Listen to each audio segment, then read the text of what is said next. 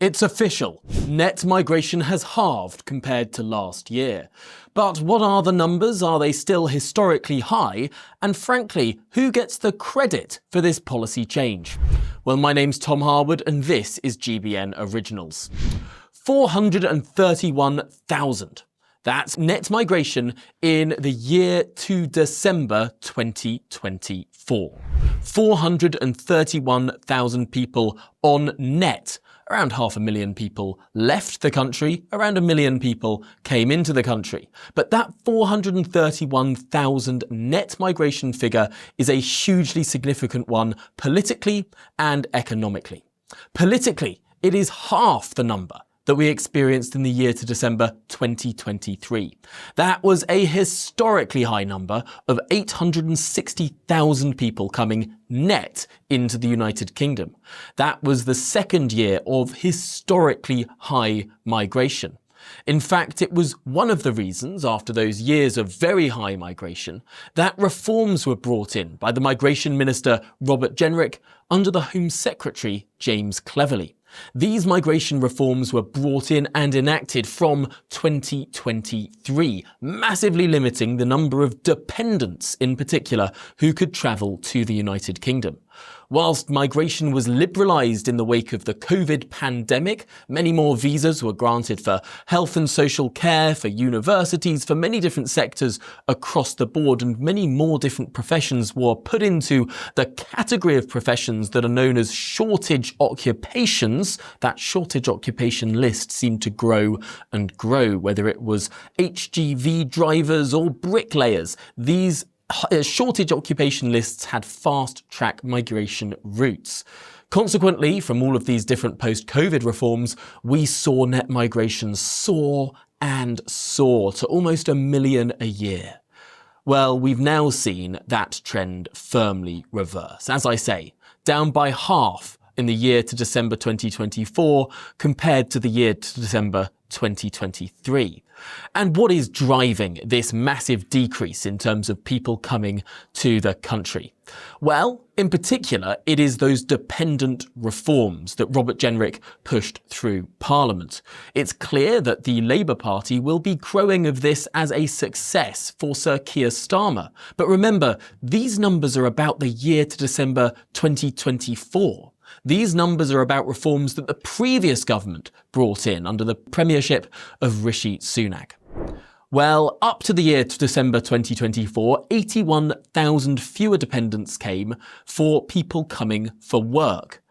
But there was a bigger drop in terms of dependents attached to students. Yes, the number of students bringing dependents, well, that dropped by 105,000 on the previous year. 105,000 fewer student dependents. To many people, it seems amazing that students could even bring dependents. Why someone coming to study in the United Kingdom needs to bring a family member with them seems a pretty bizarre state of affairs. Surely people coming to study are coming to study rather than bring a family and enter their family into the benefit system or the workforce. Well, it's clear that those numbers coming as dependents have massively fallen, both for those in work, but also more precipitously those who come to study. Now, there will be a huge fallout, of course, from all of this. 86% reduction is the number of student dependents. That is a huge reduction in those coming. Now, some people, of course, opposed the changes at the time, saying that we would have a massively reduced university sector. If we don't let students bring their dependents, well, maybe they won't come to this country. It seems like a strange argument to many people that a student would have to bring a family member in order to come and study in the United Kingdom. I certainly went to university a few years ago. I didn't bring my mother or my sister. I didn't bring my aunt or my uncle. I didn't bring my cousin. No, I just went to university by myself. It seems strange that we apply such a different logic to people coming from other countries. But there was also a 35% reduction in the number of work dependents. Now, this is important because, of course, there are strict rules in terms of people who come for work. People who come for work have to meet a certain job shortage occupation, or indeed have to earn a certain salary threshold. But their dependents, well, they don't. And because there was such large number of dependents, perhaps people not doing particularly skilled work or even not doing any work at all, well, that was skewing the productivity of this country. It's why people who argued for more restricted migration would point to not necessarily the numbers of people coming to work in the NHS, because that is what people argue all the time. But it doesn't seem that our net migration figures of over 800,000 people in the previous year, well, we didn't get over 800,000 extra doctors and nurses, did we? So clearly, these reductions in dependents will have a significant effect on the kind of people coming across. Perhaps the productivity of migrants will be higher in this cohort in the year to 2024 December because there are fewer dependents contained within it.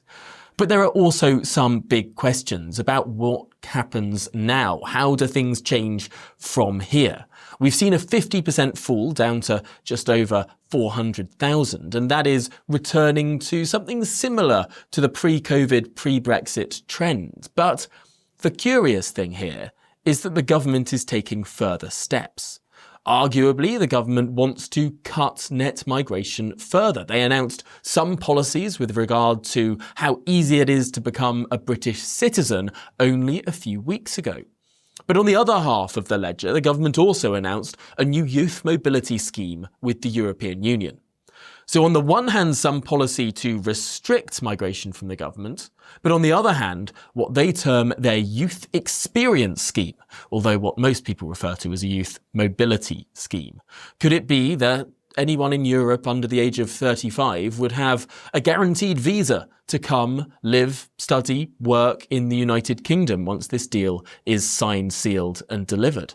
And if that's the case, if we return to something that looks not too dissimilar to a time-limited sort of free movement for young Europeans, could these numbers start going into reverse? Could they rise again?